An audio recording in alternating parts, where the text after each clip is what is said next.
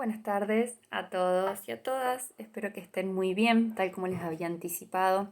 En estos días yo estoy de viaje, entonces les voy a dejar subida en la plataforma, la clase 3, para que ustedes puedan avanzar en lo que les había comentado, que era la última etapa de la filosofía. Para eso, yo les voy a dejar ahora una breve explicación en este video. Y ustedes tienen que, al mismo tiempo, leer las pocas carillas que les habían quedado del material que empezamos a trabajar en clases, que se corresponde con este periodo. Y al mismo tiempo les voy a compartir acá en el mismo documento un enlace que los va a dirigir a un libro. Presten atención que en ese libro solo tienen que leer las páginas que corresponden a esta etapa de la filosofía, que es la etapa contemporánea, que es la última que vamos a trabajar. Acuérdense también que tienen que seguir desarrollando las consignas en el Drive que se corresponden con los trabajos que vamos haciendo en esos minutos que corresponden semanales a la virtualidad. Entonces, sin más preámbulos, ustedes se van a encontrar con un conjunto de pensadores o de corrientes filosóficas dentro de esta etapa que tienen que ver con cómo cómo los filósofos fueron pensando algunos de los procesos que se iban desarrollando en este periodo de la historia, que tiene que ver fundamentalmente con siglo XIX y siglo XX. Lo primero que van a encontrar es una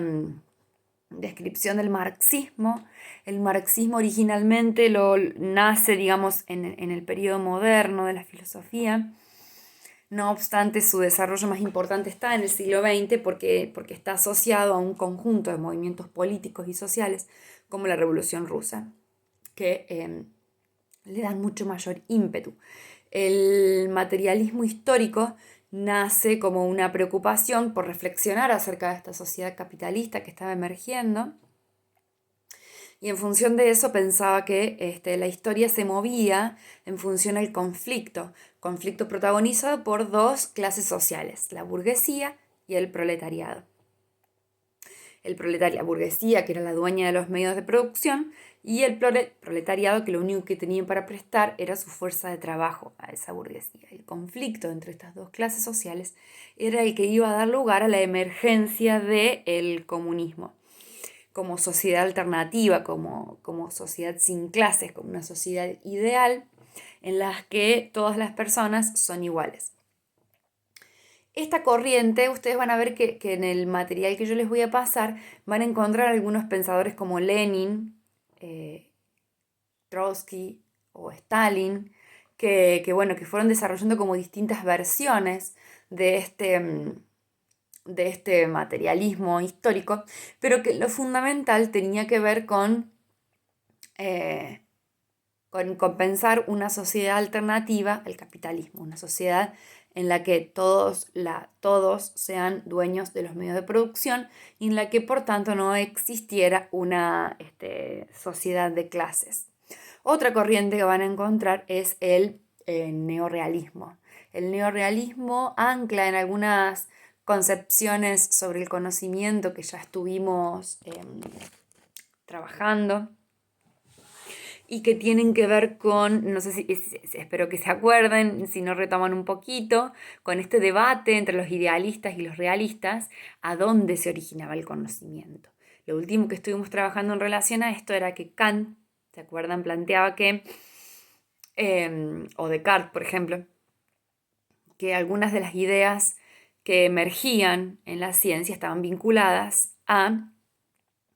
las representaciones que el hombre iba construyendo sobre la realidad. Entonces, en ese sentido, algunos plantean que el conocimiento está basado en esas representaciones que construimos sobre la realidad, y en cambio otros plantean que esas representaciones en realidad no existen y que lo que nosotros vemos es la realidad en sí misma. Esto es lo que planteaba, por ejemplo, Russell, cuando pensaba que que los postulados de la ciencia y sus problemas parten de la naturaleza, no de las representaciones que construimos sobre la realidad ni de la religión. El neopositivismo, como otra corriente muy anclada en el siglo XX, parte de pensar en algunas cuestiones similares al, neo, al neorrealismo, pero en realidad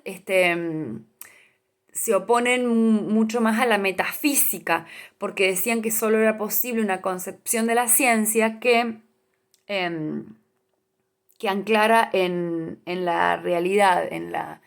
el aspecto físico de la realidad, es decir, que se basara en la experiencia y en el ordenamiento de la realidad para construir las afirmaciones científicas. Ahí van a encontrar algunas ideas de Wittgenstein y del positivismo lógico, planteando que las leyes de la lógica son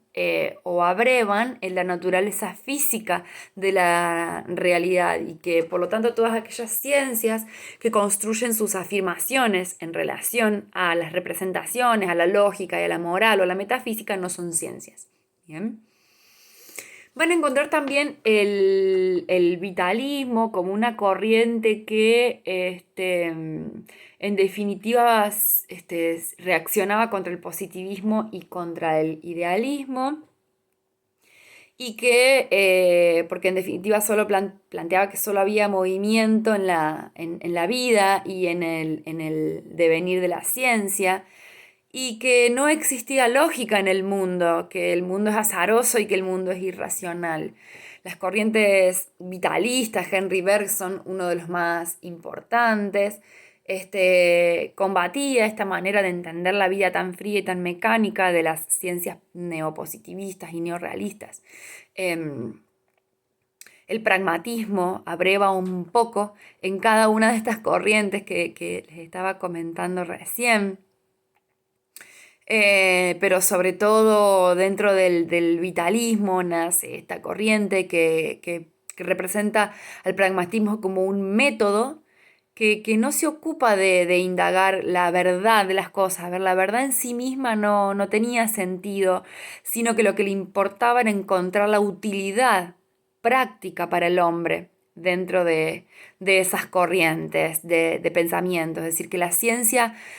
en sí misma, como conocimiento, no tenía sentido si no proponía alguna utilidad práctica para el ser humano.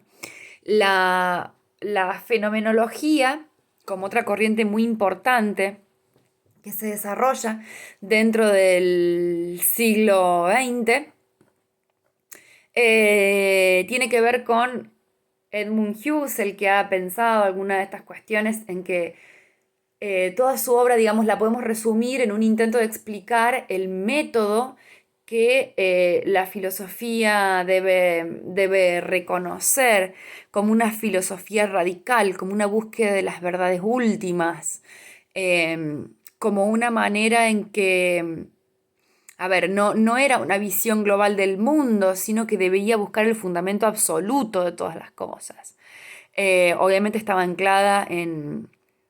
los métodos inductivos y en los métodos esencialistas que se fueron desarrollando en la etapa clásica de la filosofía y que, bueno, que ya hemos ido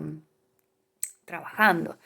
El existencialismo es siempre muy, muy interesante para analizar. Hay muchos pensadores que desarrollaron, ¿no?, la literatura existencialista, pero sobre todo me interesa trabajar la propuesta que hace Sartre, Jean-Paul Sartre, bueno, una de las referentes del feminismo, que fue su esposa, Simone de Beauvoir, también abreva en estas corrientes, y que en definitiva lo que plantean es que el hombre no está precedido por ninguna esencia, que el hombre se hace cuando se hace en el mundo. Había muchas corrientes de pensamiento en la Edad Moderna y también religiosas, que planteaban que el hombre nacía con una esencia y que por lo tanto estaba condicionado por esa esencia. Sartre y y los existencialistas plantean que no, que el hombre nace y viene al mundo como un proyecto vacío que se debe llenar y que se va escribiendo a medida que se va haciendo. Entonces, es todo un debate en relación a cuál es, o si existe o no existe, esto que ya hablamos de una naturaleza del hombre, que es una pregunta como muy propia de la filosofía. Los existencialistas dicen que no, que, que, que hay como una carencia del ser y que hay como una necesidad de ir construyéndolo a medida que uno va transitando su vida.